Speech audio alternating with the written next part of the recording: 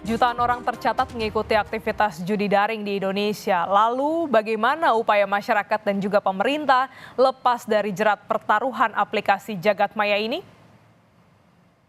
Saya kena judi online slot itu dari tahun 2013. Karena saya lagi di dalam penjara.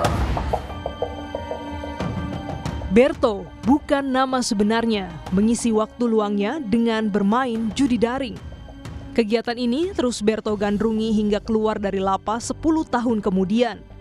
Permainan adu keberuntungan ini memaksanya menjual rumah untuk bermain judi daring karena tergiur keuntungan yang pernah ia dapatkan senilai 50 juta rupiah dalam 1 minggu. Namun saat dihadapkan dengan kekalahan, ia pun kehabisan modal hingga kembali berkecimpung di dalam dunia hitam. Malang melintang akibat bermain judi daring, akhirnya Berto dapat berhenti dan meninggalkan judi daring pada bulan April lalu. Ibaratnya kayak uang setan dimakan jin.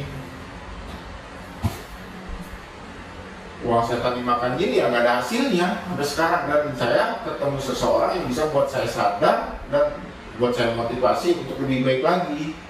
Saya di penjara, bos hanya sekedar memberi saya uang dan saya melakukan kegiatan apa yang disuruh bos. Orang baru tersebut bisa memberi saya motivasi dan semangat saya buat untuk lebih baik lagi.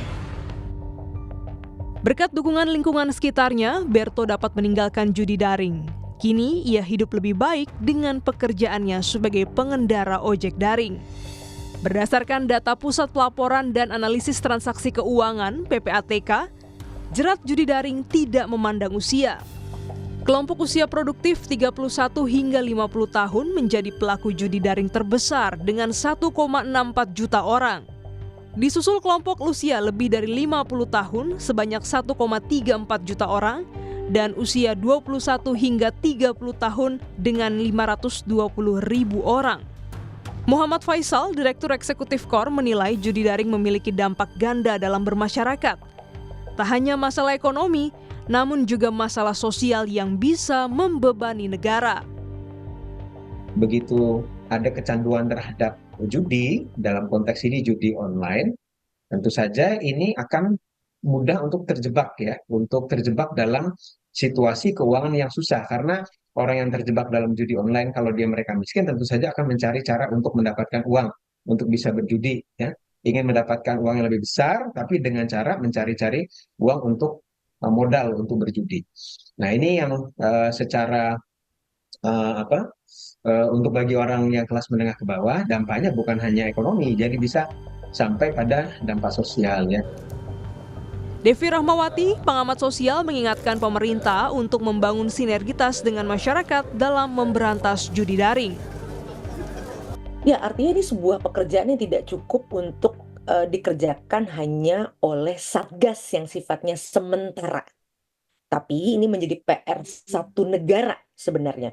Artinya satgas ini sebenarnya harusnya tidak hanya sekedar satuan yang sifatnya ad hoc atau sementara, tapi kerja sama lintas kementerian juga penting, dan masyarakat punya tanggung jawab yang sama besarnya dengan negara. Karena kalau setiap keluarga paling tidak menjaga keluarganya masing-masing, insya Allah satu negara akan aman.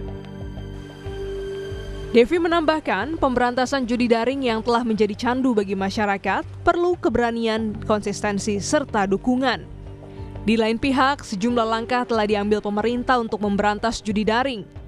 Di antaranya, pemberian peringatan dan perintah pada platform media, pemutusan dan pemblokiran IP address, pemutusan network access point di Kamboja dan Filipina, audit penyelenggara sistem elektronik atau PSE, dan bersinergi dengan otoritas jasa keuangan. Menkominfo Budi Aristiadi memastikan langkah preventif juga dilakukan untuk menekan angka pelaku judi daring. Kita terus melakukan edukasi atau literasi ke masyarakat mengenai bahayanya judi online.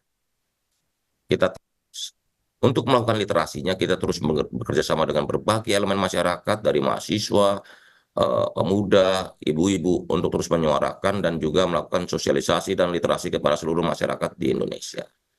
Perlindungan masyarakat terhadap judi online ini menjadi prioritas utama bagi pemerintah, karena judi online ini menghancurkan ekonomi negara, ekonomi masyarakat, dan ekonomi keluarga. Seluruh elemen masyarakat dapat berkolaborasi memberantas judi daring. Karena perjudian merupakan ancaman besar bagi masyarakat serta menjadi batu sandungan menuju Indonesia Emas 2045. Meski judi daring buat putus asa, ada banyak hal untuk kembali bangun asa. Judi ini hanya masalah rasa.